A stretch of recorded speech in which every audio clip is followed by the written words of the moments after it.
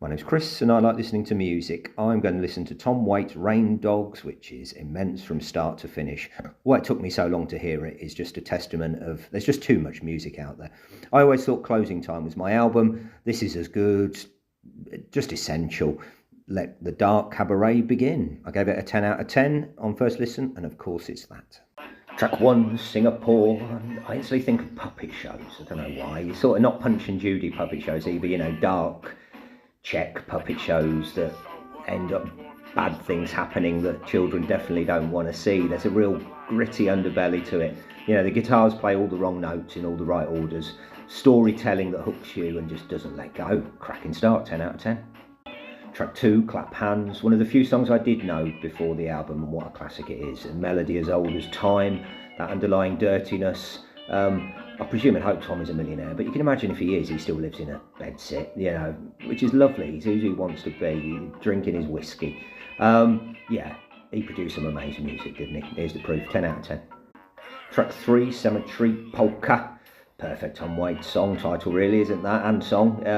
It's more dramatic, gothic playing, got a German umpa feel about it, which is equally silly and disturbing at the same time. I reckon Tim Burton was a fan. Kindred spirits there. Wonderful, 10 out of 10. Track 4, Jockey full of Bourbon, a dark salsa flamenco, pushing the drama and your hips at the same time. Love the little horn stabs, deep country guitar, and the sax at the end is amazing as well. Maybe not the first 100% blown away song for me, 9 out of 10. Track 5, Tango Till They're, maybe the most like my previous fave album, Closing Time. I do miss his piano a little bit, and I realise it when I hear this. Maybe a bit of an album track compared with the rest, but hell of a swing to it, 9 out of 10. Track 6, Big Black Mariah, deep and dirty, bluesy, south rock and roll groove.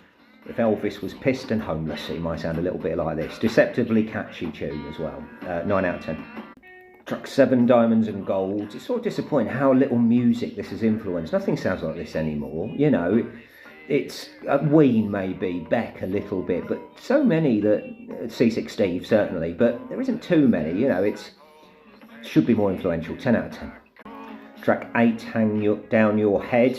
This is what I always thought this album was, heading towards a little bit more Bruce Springsteen, an artist I've never really got on with or seen the point.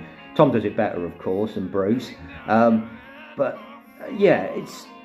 feels like it's got a little bit of an eye on sales, this one. Nice and catchy, but 8 out of 10.